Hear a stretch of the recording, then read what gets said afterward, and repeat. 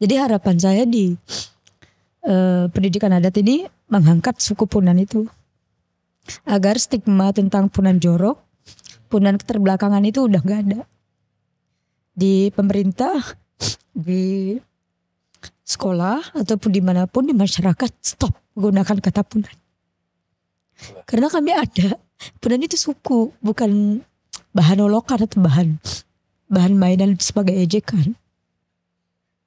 Apa sih salahnya Punan kayak gitu kan?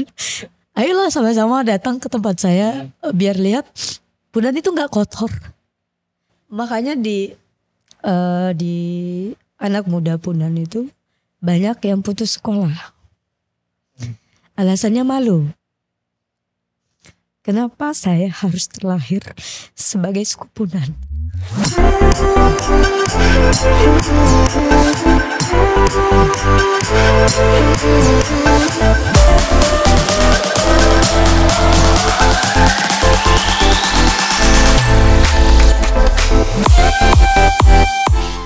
Masuk Boy.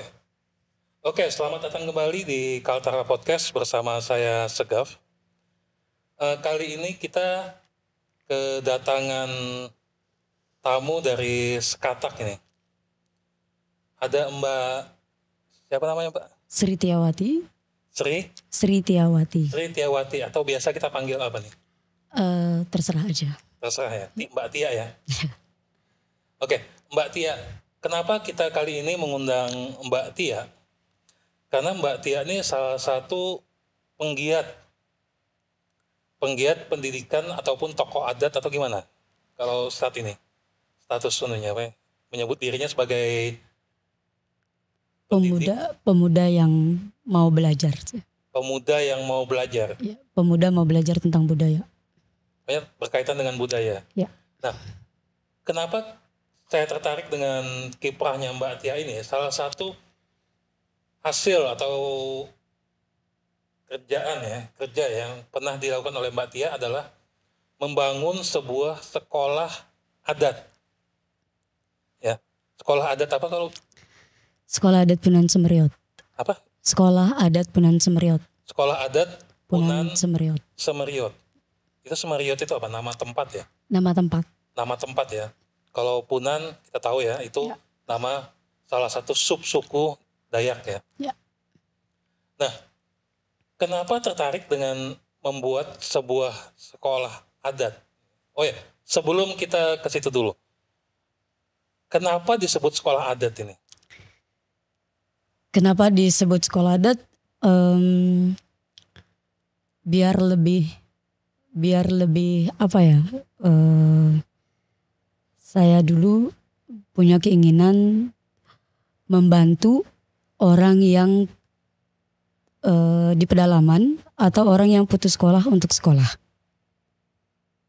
Jadi kenapa disebut sekolah adat itu biar gampang diingat aja, biar tersendiri dari yang lain. Apa yang membeda? Yang saya sedikit tadi. Apa bedanya sekolah adat ini dengan sekolah-sekolah lainnya gitu yang sudah kita kenal selama ini? Bedanya sekolah adat kita memang lebih fokus belajar budaya. Dilihat dari beberapa tahun terakhir banyak anak muda yang tidak tertarik dengan budaya. Mereka sebanyak yang tidak ada yang suka menari, tidak ada yang suka musik Dayak. Kemudian bahasa sendiri pun, bahasa ibu pun mereka lupa itu gitu kan, termasuk saya sendiri. Setelah saya pengen belajar tentang budaya, saya pelan-pelan menggali budaya. Nah, jadi saya ingin mengajak anak muda mengenal siapa diri kita, siapa kita. Dan budaya kita seperti apa? Oke, sebelum kita melangkah ke sekolahnya dulu, mungkin banyak yang belum tahu nih, Semeriot tadi ya. Ya. Itu lokasinya di mana? Semeriot itu RT 3 dari Desa Ujang, Kecamatan Sekatak, Kabupaten Bulungan. Kalau dari Sekatak jauh nggak? Jauh. Berapa jam kira-kira? Kalau normal kita bisa 3 atau 4 jam. Hampir KTT sudah ya. Hah? Itu Kalau naik ke tinting. Kalau dari Naik ke tinting. harus naik ke tinting lagi. Iya. Tapi kalau sekarang kita bisa naik ke mobil sampai saya lupa nama desa, nama tempat pemukimannya, sampai di situ. Nanti kita dari sana juga bisa naik ke tinting, tapi nggak nyampe 1 jam 10 menit nyampe di Semeriot. Itu emang nggak ada sekolah, kalau sekolah formal ada nggak di sana? Untuk saat ini sudah ada sekolah formal namanya filial. Dari filial SD 004 Skatak. Jadi sekolah adat ini kayak semacam alternatif gitu ya? Iya. Kalau siswanya sendiri gimana? Siswanya dari awal saya pengen anak-anak yang di dalam yang di pelosok itu yang tidak pernah mengemban bangku pendidikan, kita ajarkan mereka. Di pendidikan adat sekolah Punan Semeriot juga ada namanya calistung. Calistung itu membaca, menulis, dan berhitung. Yang mengajarkan itu adalah guru-guru tamu. Guru-guru tamu itu adalah orang yang datang untuk berkunjung ke sekolah adat. Itu saya sebut guru tamu. Jadi kalau untuk guru di pendidikan adatnya itu adalah kita. Kita itu ada kepala suku, ada perempuan, ada pemuda. Kemudian ada anak murid itu sendiri yang bisa mengajar. Jadi metodenya siapapun yang cepat menangkap dan cepat paham dengan yang kita ajarkan tentang budaya, mereka lah yang akan menjadi gurunya. Jadi kita tidak menonton, biar menjadi ketertarikan sendiri untuk anak-anaknya. Kalau misalnya saya hari ini yang mengajar, besoknya saya harus bisa lagi. Kayak gitu ada teman yang lain. Jadi metodenya berputar. Kayak rolling gitu. Kalau dari siswanya sendiri, ini kan kita problem di Bulungan ini, terutama di daerah-daerah yang agak ke dalam ya, agak ke pelosok. Kadang-kadang banyak siswa nih yang jujur aja secara pendidikan kurang. Kalau situasi di sana sebelum adanya sekolah adat ini memang begitu atau memang timbul kesadaran membangun sekolah adat ini karena memang kurangnya sekolah atau gimana awalnya? Awalnya itu saya ikut pemetaan wilayah adat dari organisasi Aliansi Masyarakat Adat Nusantara atau AMAN tahun 2000, saya lupa tahun berapa. Saya ikut di sana, kemudian begitu masuk di Semeriot, anaknya banyak-banyak. Banyak sekali anak-anak yang usia sekolah di PAUD, SD, SMP itu banyak. Jadi saya tanya salah satu anak, kalian sekolah nggak? Enggak katanya. Mau nggak sekolah? Mau. Ikut saya mau, biar saya sekolahkan. Anak cuma bilang, saya mau sekolah tapi saya tidak bisa pisah dengan orang tua saya. Jadi saya tanya sama kepala sukunya waktu itu Pak Gading, dia bilang, kami mau anak kami sekolah, tapi kami tidak berani melepaskan mereka. Tidak berani melepaskan mereka untuk tinggal orang lain. Jadi pada dasarnya ini sekolah ini yang mungkin membedakan ya. Ini memang salah satunya metode belajar dan waktunya ya. Iya. Ya. Kita sempat diskusi sebelumnya ya. Katanya siswa ini kadang-kadang jadwal sekolah ini menyesuaikan dengan jadwal panen ya atau gimana? Menyesuaikan dengan keadaan mereka. Kalau misalnya waktu ini kan musim ladang nih, musim buka ladang. Jadi kalau misalnya musim buka ladang begini, kita biasanya saya yang ikut masuk ke ladang. Jadi kita belajarnya di ladang atau di pondok. Kalau misalnya sudah mulai tanam padi, terus mereka pulang ke pemukiman. Jadi kita belajar di pemukiman mereka. Kalau misalnya waktu beladang, kita belajar di tempat ladang. Oh, jadi ini penerjemahan kata-kata dari mereka tadi ya, bahwa kami mau sekolah tapi kami tidak siap berpisah dengan orang tua. Ya. Dan kadang-kadang memang ya saya juga pernah dengar di beberapa SD bahkan sampai SMA, SMK, berapa kali itu siswanya ditanya sama guru, kemana si A? Katanya mereka lagi ikut orang tuanya ke ladang gitu. Itu mungkin salah satu hal unik yang kadang-kadang terjadi di tempat kita ini yang membedakan ya itu tadi. Ya. Situasi kita memang berbeda ya. Betul. Nah, kalau saat ini situasi sekolah adat ini secara garis besar itu siswanya berapa? Pertama buat sekolah adat murid kita ada 12. Kemudian di tahun ketiga murid kita ada 32. Di tahun keempat ada 50. Di tahun kelima dan sampai tahun 2021 sebelum pandemi jumlah siswanya ada 70. Banyak 70 ya 70 itu terhitung dari orang tuanya.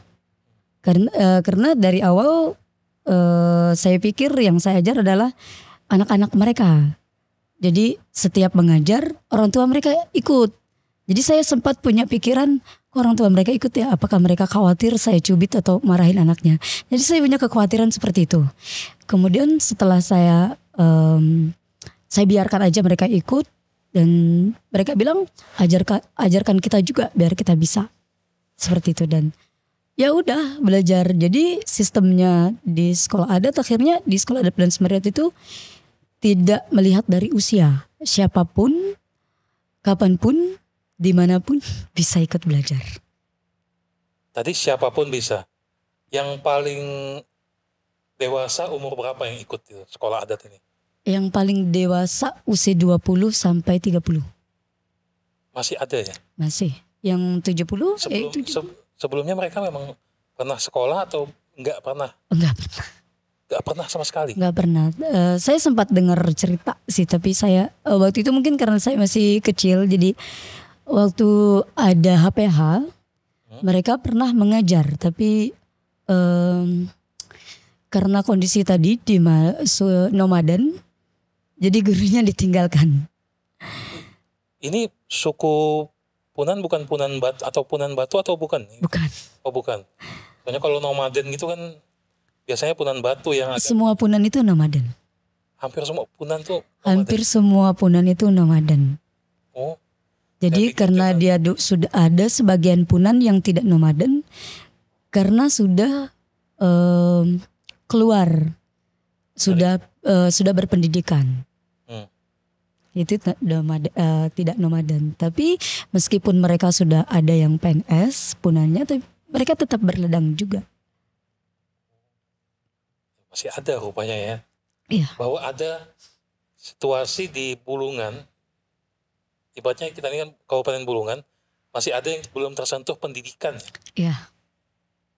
Makanya di situ sekolah adat ini hadir ya, sebagai alternatif. Sebagai perintis. Perintis. Ya. Kalau statusnya saat ini gimana? Soal adat ini berbentuk yayasan atau memang belum ada berbadan hukum atau gimana? Sudah yayasan tahun 2018. Oh, kalau dari 2018 sudah berbentuk yayasan. Ya. Ini sejauh ini sampai saat ini pernah dapat bantuan nggak dari pihak luar, entah dari swasta atau pemerintah? Kalau dari swasta dan LSM, saya menyebutnya LSM. Ada LSM itu kayak kelompok-kelompok yang peduli dengan pendidikan, peduli dengan orang yang tidak mampu. Mereka biasanya sering, ada juga yang individu, ada juga yang kelompok-kelompok alumni sekolah tahun berapa kayak gitu. Mereka biasanya ada. Untuk baru-baru ini kita lagi buka donasi untuk pengumpulan buku, persiapan untuk buka sekolah baru di Punan Tugung. Di mana itu? Di Desa Punan Dulau, Kecamatan Skatak juga. Lebih jauh lagi? Atau masih di sekitar situ juga? Kalau dihitung jauhnya lebih jauh Semeriot kayaknya. Oh, lebih jauh lagi? Ya, di Punan Tugung ini alhamdulillah sudah bisa lewat darat. 1,5 jam udah tembus lewat darat. Ini sedikit kita beralih. Lokasi Semeriot ini penduduknya banyak nggak? Atau karena saking nomaden susah ngitungnya? Kalau dihitung terakhir saya mendata itu pertama buat sekolah itu tahun 2013, 2014, 32 kakak. 32 kakak, tapi mereka berpencar, tidak semuanya tinggal di pemukiman Semeriot itu. Di sana ada bantuan rumah sosial, ada 20 unit, kalau nggak salah ingat 20 unit. Yang netap di sana itu hanya 6 kakak. Jadi selebihnya mereka keluar kerja, masuk di perusahaan atau masuk di mana gitu.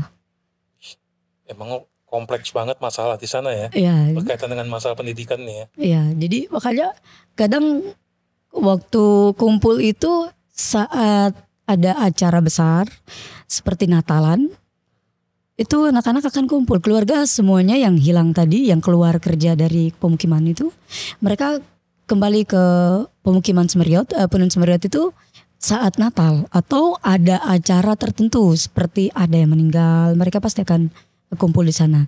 Nah, kalau untuk mendapat anak-anak yang banyak itu, ya kita ngambil sesi di acara Natalannya kadang.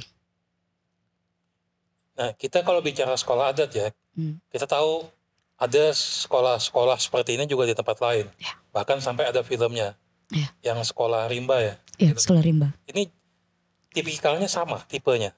Ya, sama. Saya terinspirasi dari sekolah rimba, Butet Manurung. Butet Manurung di daerah mana tuh? Bukit Tinggi, Sumatera. Sumatera. Sumatera lah pokoknya. Saya lupa Sumatera mana. Itu bentuknya emang sama, begini. Sama. Begini. Waktu ngajak anak-anak belajar juga sama persis dengan yang dicerita sama Butet Manurung waktu saya ketemu sama beliau tahun 2018 kalau nggak salah, waktu itu 2016 ketemu sama Butet Manurung. Kita ada diskusi pendidikan adat. Butet Manurung juga sebagai narasumber. Jadi karena yang paling unik sekolah adatnya kan sekolah adat di Kaltara. Karena sekolah adat yang lain siswanya mereka itu adalah yang sudah SMA, SMP, bahkan ada yang kuliah kayak gitu kan. Jadi mereka lebih cepat paham, nangkap, oh ternyata kita belajar di sini kayak gitu. Jadi pagi itu mereka belajar di sekolah formal. Sore atau hari Sabtu Minggu mereka belajar di pendidikan adat. Gitu yang di luar. Nah, yang lebih uniknya di sekolah adat Punan Semeriot ini kan memang kita butuh waktu. Saya butuh ngatur waktu, saya kerja, kemudian saya pergi ngajar itu dalam 1 bulan 4 kali pertemuan. Berangkat hari Jumat, pulangnya hari Minggu sore. Jadi kita begitu berangkat hari Jumat siang, sampai di sana sore atau malam. Jadi belajarnya itu besok paginya hari Sabtu. Jadi hari Sabtu itu pagi full sampai jam 12. Kadang-kadang anak-anak tuh disuruh pulang untuk makan siang, mereka nggak mau, dilanjut aja belajarnya kayak gitu. Jadi ya udah kalian baca aja, saya masak dulu kayak gitu. Jadi masaknya biar makan bareng. Jadi kesian nanti kan mereka ada yang biasanya yang mau netap di ladang itu ada. Jadi mereka datang pergi belajar aja, nanti kembali lagi ke ladang tempat orang tua mereka. Nah setelah itu ini kita istirahat dulu ya. Kita istirahat tidur atau gimana gitu. Enggak, kita kan jarang ketemu, jadi pengen dengar cerita di kota itu seperti apa. Kayak gitu. Ya udah belajar. Jadi karena semangat antusiasme anak-anak ini sangat luar biasa. Kemudian keingintahuan mereka tentang dunia luar dan belajar itu buat semangat saya luar biasa juga untuk membantu mereka. Itu ya. Padahal kita banyak menganggap Tanjung Selor ini aja kita bilang bukan kota kan. Ya. Ternyata masih ada tempat-tempat yang mungkin mereka menyangka bahwa kita ini kota besar ya. Tanjung Selor ini. Betul. Apalagi kalau mungkin mereka kayak semacam Jakarta atau mungkin dianggap lebih apalagi gitu ya. Iya. Di luar bayangan mungkin. Ya. Nah, ini sempat katanya ketemu dengan sama Butet juga. Ya. Pernah juga ketemu dengan sekolah-sekolah adat yang lain? Pernah diskusi? Pernah diskusi. Kalau di daerah lain tuh bagaimana? Memang bentuknya sama atau beda sekolah adatnya? Sekolah adat sama, tapi namanya beda. Ada sekolah adat SAS, sekolah adat Samabue. Samabue itu nama gunung di Kalbar, Kanayat. Ada sekolah adat Kampung Batara, Papring Kampung Batara. Jadi itu di Banyuwangi. Kemudian ada sekolah adat Sasak di Lombok. Ada sekolah adat Bowong Langit di Sulawesi. Ada sekolah adat Inang, saya lupa namanya. Itu di Sumatera. Kalau di daerah lain, ya, kalau bentuk bantuan atau bentuk partisipasi pemerintah ke dalam bentuk sekolah adat ini bagaimana di daerah lain itu? Apa dibantu atau memang berdiri sendiri? Antusias ya. Antusias. Yang baru berdiri itu kan sekolah adat Sentani namanya di Papua. Sekolah adat Sentani ini baru, gubernurnya mendukung dan akhirnya di Pulau Sentani itu luar biasa pendidikan adatnya, sudah punya kurikulum sendiri. Luar biasa mereka. Jadi kurikulum baru di sekolah adat Sentani itu juga menjadi patokan kita di sini. Patokan itu bukan berarti kita meniru pelajaran mereka, enggak. Pelajaran di sekolah adat itu menyesuaikan di daerah kita masing-masing. Kalau misalnya ada di orang Tidung misalnya buat sekolah adat, jadi dia menggunakan sesuai kebutuhan orang Tidung. Ada orang Bulungan juga seperti itu, sesuai dengan kebutuhan. Dayak Belusu juga sesuai kebutuhan yang dibutuhkan. Kita tidak memaksa. Misalnya saya di sekolah di Punan gitu kan, terus saya maksa bapak, ayo dong pak belajar di tempat saya kayak gini gitu. Kalau ngajak kita bisa, ngajaknya itu biar orang tahu, oh ternyata Punan tuh seperti ini ya, kayak gitu. Jadi orang pengen belajar tentang Punan itu bisa dengan kita. Kalau untuk memaksa mereka untuk belajar dengan kita, tidak. Oke. Jadi memang kalau daerah lain memang kerjasama antara sekolah adat dengan pemerintah bagus ya sudah. Bagus. Di sini mungkin masih belum mungkin ya. Belum. Ya, mungkin semoga. karena saya juga kurang publish. Saya memiliki pengalaman buruk soalnya waktu publish. Oke. Pengalaman buruknya itu saya publish foto tentang kegiatan saya belajar mengajar. Di sekolah adat itu kita tidak menganggap diri kita guru. Kita tidak menganggap diri kita paling bisa di situ. Enggak, tidak paling pintar. Kita sama-sama belajar. Mereka belajar dengan saya tentang calistung. Saya belajar tentang dengan mereka tentang budaya. Nah, waktu itu saya share foto tentang kegiatan saya belajar mengajar di sekolah adat. Kemudian ada oknum yang mengambil foto itu. Dan dia mengatakan itu adalah dia punya. Jadi makanya jarang share di sosmed sekarang. Saya menjaga privasi. Bukan menjaga privasi tentang kegiatan saya, tidak. Tapi saya menjaga perasaan murid saya. Menjaga perasaan orang tuanya. Nanti khawatirnya nanti ada yang udah bisa, murid saya sekarang udah banyak yang punya FB gitu kan. Jadi khawatirnya nanti begitu mereka lihat, oh ternyata foto kami ini digunakan ini, kayak gitu. Itu yang saya takutkan. Gitu.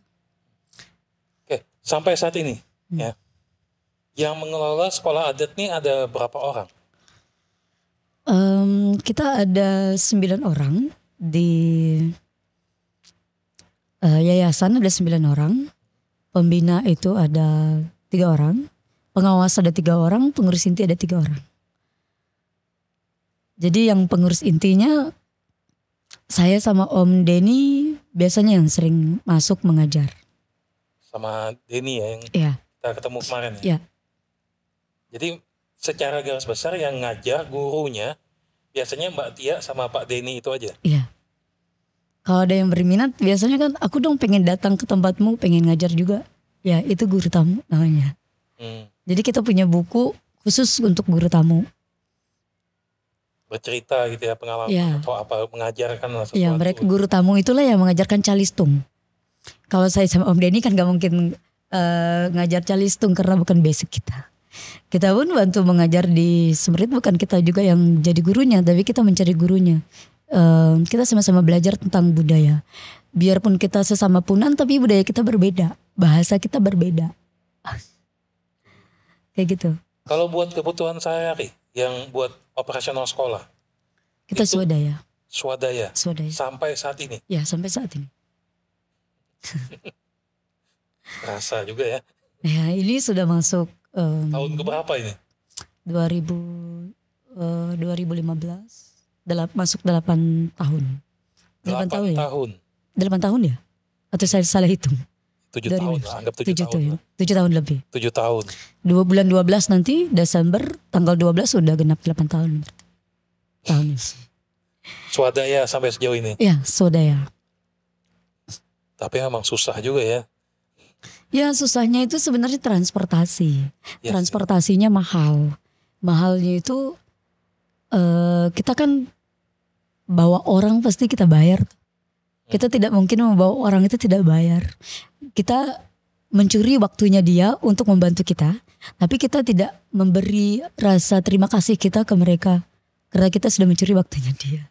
Ya paling minim, biarpun dia nggak minta, minimal uang transport. Iya, ya. betul. Kalau misalnya ikhlas kerja apa ya, ikhlas demi lillahi ta'ala kalau kita nyebutnya ya. Betul. Kita khawatirnya, kita ada sih biasanya ada yang oke, saya nanti ngantar kamu ikhlas. Tapi kita nggak tahu istrinya marah kayak gitu kan. Jadi ya ucapan terima kasih gimana gitu kan. Terus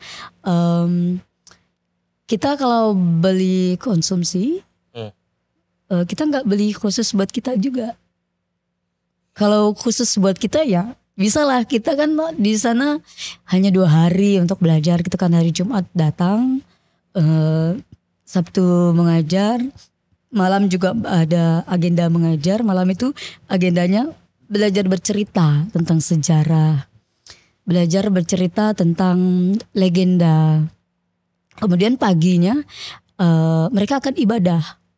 Hari Minggu itu mereka ibadah. Di sana ada gereja Protestan. Jadi mereka ibadah, pulang ibadah mereka belajar di sekolah adat. Nah, sorenya saya pulang. Nah, jadi konsumsinya kita untuk ngumpul orang kan nggak mungkin lah kita kasih lapar anak orang. Gitu. Jadi kita beli konsumsi itu kadang banyak, mahalnya itu dikonsumsi karena kita menghormati mereka Supaya juga. senang juga. Iya, supaya senang juga. Biar kita nanti, saya biasanya gini, saya datang ke tempat orang, terus orang datang ke tempat saya, mereka membawa makanan, mereka memberi saya. Jadi Saling beri, saling sama-sama. memberi, ya sama-sama menghormati. Oke, kita beralih sedikit yang ke topik lain. Kalau secara selain ini, kalau Mbak Tia ini biasanya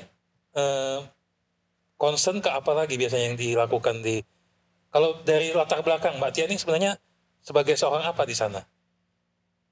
Hanya pemuda saja. Pemuda masyarakat saja. Ya, Soalnya saya pemuda. juga pernah dengar juga katanya Mbak Tia ini juga sangat concern dengan masalah obat-obat herbal ya. Nah, bisa dijelasin sedikit nggak? Ya, Apa tertarik dengan bidang obat-obat herbal nih? Kita beralih sedikit ya, intermezzo saja. Mungkin buat kenapa tertarik dengan bidang-bidang obat herbal ini? Dan apa yang sudah ditemukan setelah berapa tahun di sana? apa ya? Di kurikulum, bukan kurikulum sih, paduan mengajar pendidikan adat itu, sekolah adat itu kan ada calistung, sejarah, bahasa, kuliner, meramu obat tradisional, Ada ya? memang? ada cocok tanam lokal. Cocok tanam lokal itu berladang. Kemudian ada hukum adat. Nah, jadi karena kita pelan-pelan sekalian kita belajar juga, kita pelan-pelan mengumpul itu semua. Jadi ada bahan ketika nanti saya sudah tidak di sekolah adat. Mereka punya bahan untuk mengajar itu. Apa memang banyak yang tadi sudah di salah satu materinya yang sekolah adatnya masalah obat tradisional. Ya. Memang banyak ya di sana ya? Ada memang. Ada. Contohnya obat apa yang saat ini yang dipakai mereka? Yang sering kami pakai itu ketimang. Ketimang itu obat penyakit dalam. Kalau ada ibu-ibu yang melahirkan, dia biasanya minum itu sebagai jamu, biar cepat mengeringkan rahim. Kemudian bisa juga KB. Jadi kita yang masih gadis bisa minumnya, tapi tidak dikonsumsi setiap hari. Kita bisa minum 1 kali, 2 kali gitu bisa. Kalau misalnya ada yang sakit pinggang, itu bisa. Laki-laki minum obat sakit pinggang. Itu Kiliu ini kan obatnya, kalau kita sudah mengkonsumsi Kiliu ini rahimnya kering. Apalagi obat namanya? Kiliu. Ketimang. Oh, ketimang berarti. Ya, Kiliu ketimang sama. Oh, sama ya. Ya. Kalau itu akarnya yang dipakai, batangnya dia kerik baru diminum, direbus. Yang lain ada lagi? Ada ginseng. Semacam ginseng di Korea, Cina itu ya? Ya, kita punya ginseng. Punya kita? Kita punya ginseng. Di Punan Tugung itu ada ginseng. Saya dapat fotonya. Saya juga menulis itu. Oh, ada? Ada. Saya sebentar kasih lihat fotonya. Nanti kita kirim, nanti saya kasih lihat di layar ya. Ya, ginseng. Itu ginseng kita. Itu khasiatnya apa kalau yang selama ini Nome? Kalau ginseng ya khasiatnya obat penyakit dalam juga. Kayak sakit pinggang atau ada yang suka mengeluh sakit lutut atau apa gitu. Itu biasanya selain ginseng kita juga ada pasak bumi. Terus ada yang obat mah akut itu ada. Obat kanker rahim juga ada. Yang pokoknya sering dipakai oleh masyarakat adat ya? Ya. Itu pernah ada penelitian nggak untuk obat-obat tradisional seperti ini? Belum sih. Itulah ya, semoga nanti ada penelitian lebih lanjut ya. Karena kalau misalnya diteliti dan memang berkhasiat, itu juga mengangkat nama dari suku adat itu sendiri ya. Betul. Ya. Yang kita pakai kan sesuai dengan yang sudah pernah digunakan. Misalnya ada bayi biasanya ada luka yang di mulut, bian, kami bilangnya bian, yang putih, lidahnya putih, bibirnya putih terus kayak koreng gitu. Ada obatnya. Ya, kalau bayi demam juga ada juga obatnya. Oke. Nah, kalau kedepannya nih, terakhir nih, kalau rencana kedepannya gimana nih lagi nih? Untuk kedepannya untuk sekolah adat ini dari pihak sekolah adat apa nih namanya? Sekolah adat Punan Semeriut. Punan Semeriut. Untuk langkah kedepannya apa rencana ini? Rencananya bukan cuma ada di Punan aja sekolah adatnya, di suku lain juga bisa. Karena sekolah adat ini kita bisa belajar mendalami budaya, bahasa kita. Saya zaman sekolah, saya malu mengakui saya Punan. Ya. Karena banyak stigma tadi. Ya itu, kadang-kadang, mohon maaf ya. Ya. Kadang-kadang kata Punan itu sudah jadi kata baku di sini, di Kaltara, untuk masyarakat yang, mohon maaf ya, agak terbelakang. Itu sudah jadi kata-kata kayak semacam odol kalau di bagian, atau Honda kalau kita motor kita nyebutnya Honda. Ya. Dan itu yang memang mereka harus sadar bahwa Punan ini ada loh orangnya. Ya. Kadang-kadang orang kita kan nggak beringat ini ngomongnya. Ya, makanya kadang bukan cuma di lingkungan masyarakat, di lingkungan perkantoran, di lingkungan sekolah pun, santren pun masih ada menggunakan kata Punan. Ya itu. Jadi sekolah adat ini dibentuk juga sebagai perlawanan tentang stigma Punan itu. Saya Saya tidak menggunakan otot untuk melawan. Saya bisa menggunakan otak. Ya. Jadi memang kita berharap ya, stigma itu, ya itulah. Kadang-kadang orang tuh kan menganggap hal itu hal kata-kata wajar, padahal mereka nggak ingat, ya itu nama suku gitu nah. Ya, Ada mungkin, orangnya. ya mungkin abang juga sempat beberapa bulan terakhir ada kasus tentang Punan, jadi kami pemuda membawa lembaga adat untuk menuntut itu. Ya sih. Tuh. Ada beberapa sih. Bukan ada beberapa. Memang itu kali, karena sudah jadi kata generik gitu jadi masalahnya. Jadi harapan saya di pendidikan adat ini mengangkat suku Punan itu, agar stigma tentang Punan jorok, Punan keterbelakangan itu udah gak ada. Di pemerintah, di sekolah, ataupun dimanapun di masyarakat, stop menggunakan kata Punan.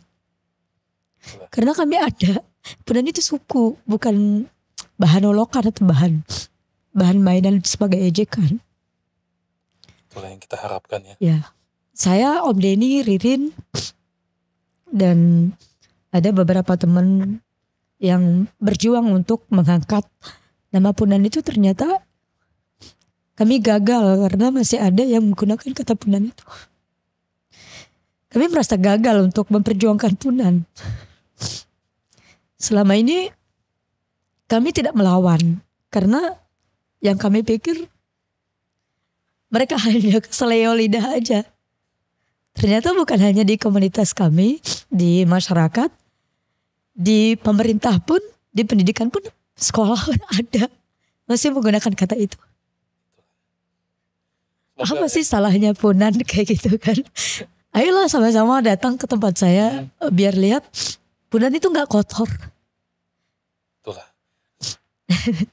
Jadi kita berharap ya ke depannya semoga penggunaan kata Punan itu tidak lagi menjadi kata-kata generik. Nanti juga ini juga saya sampaikan juga ke pimpinan ya, ke Bapak Bupati kita.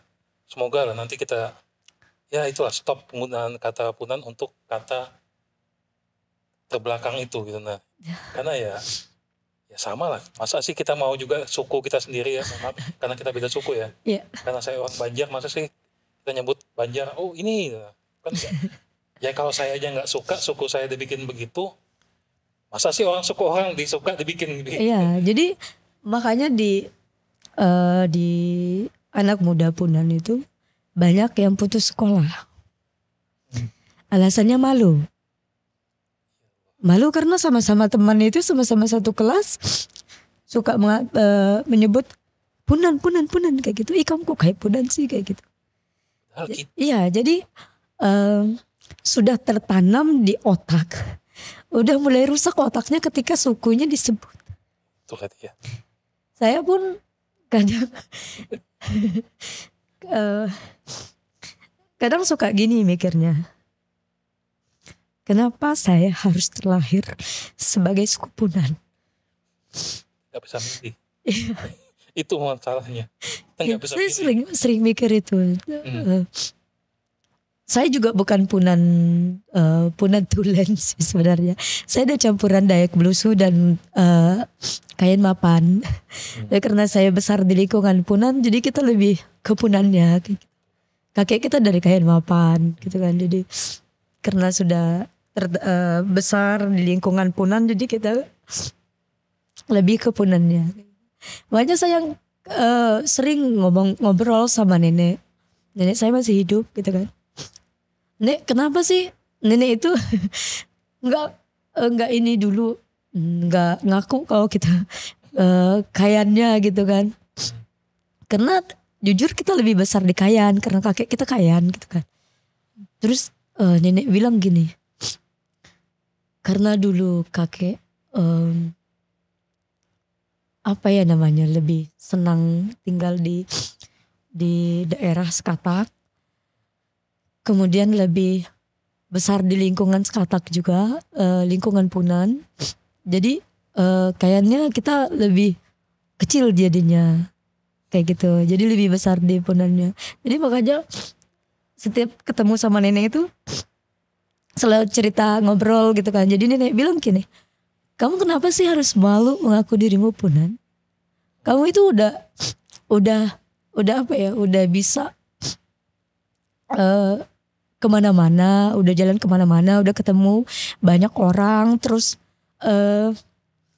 sudah banyak orang datang ke sini belajar tentang punan. Tapi kenapa kamu selalu bertanya dan malu tentang punan itu? Mengakui dirimu punan.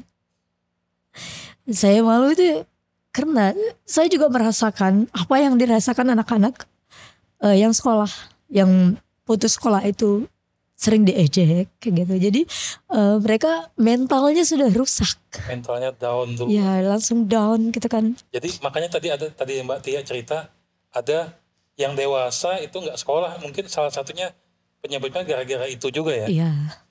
Jadi makanya di sekolah adat ini kita juga belajar ini loh kita punan. Cara kita melawan stigma tentang punan kotor, kumuh, makan manusia, katro gitu kan. Dengan cara yang positif. Kalau kita melawan dengan adu jotos pun kita punya kita ini negara hukum loh. Pasti akan di penjara kayak gitu kan. Jadi tujuan kita awalnya baik, akhirnya buruk di mata masyarakat. Jadi dengan cara menggunakan otak, bagaimana caranya memperkenalkan punan ini dengan pendidikan adat ini. Oke lah. Jadi kita berharap ya, semoga apa yang dicita-citakan oleh Mbak Tia dan seluruh masyarakat Punan di Kalimantan Utara bisa tercapai, bahwa salah satu tujuannya adalah menghilangkan stigma Punan sebagai kata generik dari Udik. Ya. Jujur saja Mbak, saya juga pernah. Hampir semua pernah. Tapi kalau saya mungkin karena ketidaktahuan. Ya kan? Karena ketidaktahuan kami. Jadi kalau misalnya memang ada yang pernah dengar saya ngomong begitu, saya mohon maaf. Langsung di depannya, saya mohon maaf kalau misalnya ada kata-kata yang saya pribadi mungkin ada nyebut kata itu dulu. Ya saya minimal dari saya pribadi dulu, saya nggak bakal nyebut kata punan lagi sebagai persamaan kata dari yang terbelakang itu. Ya, semoga apa yang diharapkan Mbak Tia tadi bisa tercapai. Semoga juga sekolah adatnya bisa lebih maju lagi. Amin. Semoga suku Punan juga bisa lebih maju lagi tingkat pendidikannya. Ya, itu yang kita harapkan. Karena itu tadi, memang ini adalah daerah-daerah yang mungkin banyak belum tersentuh oleh pemerintah. Makanya diperlukan oleh pemerintah, diperlukan orang-orang seperti Mbak Tia, Pak Denny ya, untuk mengambil alih sedikit tugas pemerintah. Membuka jalan, perintis. Ya.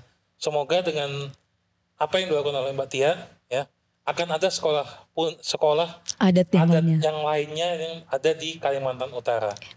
Terima kasih buat Mbak Tia ya, sudah berkunjung ke studio Kaltara TV. Terima kasih. Assalamualaikum warahmatullahi wabarakatuh. Waalaikumsalam.